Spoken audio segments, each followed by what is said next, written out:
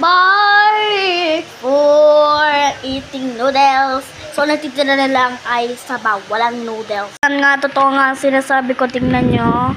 Sabaw na lang natitira kaya inumin natin. So, yan yung sito. Tara, inumin. Huwag na natin kutsarahin.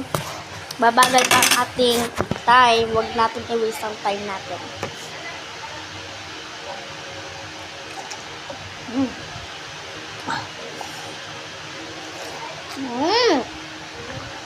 Itong sabaw.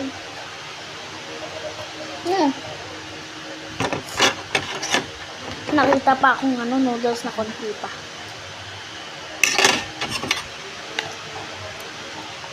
Yan guys, oh.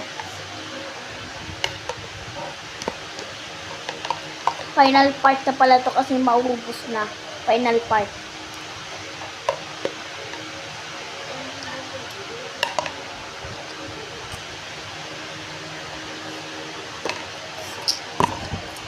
So guys, ito naman ang inumin natin.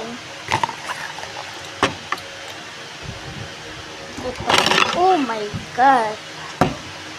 Satisfying. Oh my, ano ba nangyayari? Lagyan pa natin yung gano'n. Para hindi siya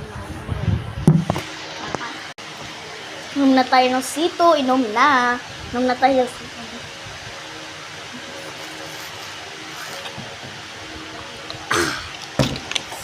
Sarap guys.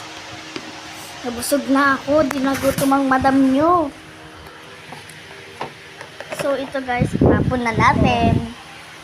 Let's go. Samahan nyo pa ako itapon to. So dito, So dito na lang natin yung ilagay. Huwag na tayo magproblema doon. Guys, so ito yung sito. So iinumin ko pa to.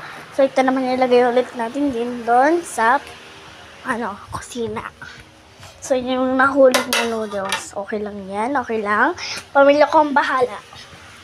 So, yun ang sito ko. So, iinumin natin yan mamaya. Kasi manonood pa ako kay Aru. Bye-bye!